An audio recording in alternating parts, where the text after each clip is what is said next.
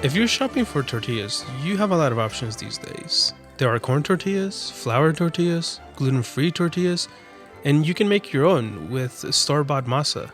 And they range from fresh to processed, and from tasty to not so tasty. Tortillas have been around for thousands of years, and in some ways they changed a lot, but in other ways they haven't changed at all.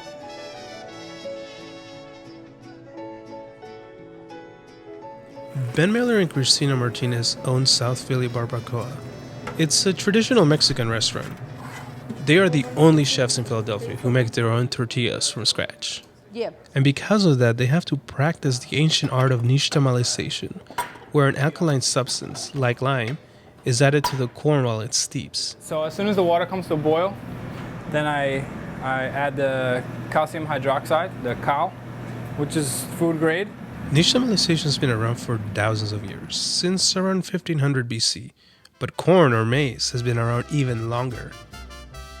Pre-Columbian civilizations in Mesoamerica started cultivating maize more than 10,000 years ago, and it's been a dietary staple in those cultures ever since. But none of these cultures could have survived without nixtamalization. Nixtamalization makes tortillas softer and tastier, but the chemical process also releases bound niacin in the corn. Niacin is vitamin B3. It helps convert food into fuel. It also helps the body use fats and protein. It keeps the liver, skin, and hair and eyes healthy. And it's plentiful in foods like chicken, salmon, and beef. Severe niacin deficiency can lead to pellagra, a disease that causes diarrhea, dermatitis, dementia, and even death. Early Mesoamericans didn't have a lot of livestock to eat, but they did have nixtamalized tortillas. When Europeans colonized the Americas, they took corn back to Europe, but they didn't take nixtamalization. They just thought that the indigenous people had a funny way of cooking. Hundreds of years later, there was a terrible outbreak of pellagra in Italy, where peasants had been subsisting on corn after the wheat crop failed. Nixtamalization is a pretty simple process. First, you cook corn kernels with an alkaline solution like calcium hydroxide or cal, and then you let it soak. You wash what is now hominy, then you grind it. Ta-da, you have masa, or dough. This is what we're going for with the nixtamal process, is this hard outer shell that's going to disintegrate, and the endosperm inside is going to release its vitamins. And you can see right away that the color changes drastically to a very nice dark color like this. So this is the corn that's already been cooked. It's gone through the nixtamalization process, and this hull is completely falling off.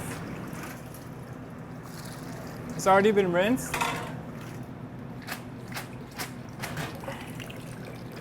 So what I'm going to do is load it here into the pan.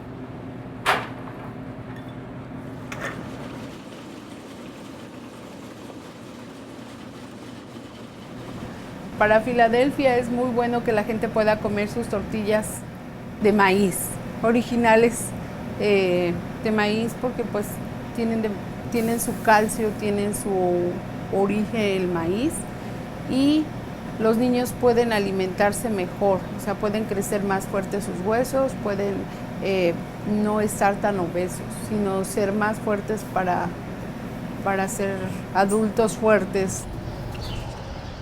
Ben and Cristina are taking their commitment to fresh food a step further by working with a farmer to grow their own corn. I've told you a million times about the protein level in this corn. Most corn is like 11%. This is over 20. So the chickens grow faster, fatter, they get more fat on them. Farmer Tom Colton is going to start growing them a variety of corn from Chiapas in southern Mexico, the birthplace of corn and nixtamalization. That's where Ben's corn's gonna go. A lot of their customers are Mexican immigrants, so it's important to Ben and Cristina to highlight their culture and food that they serve. You know, we're thinking about the future and the future of the community, and you know, and how to present the culture of what we're doing. You know, we're not in a rush. You know, we're taking it step by step, you know.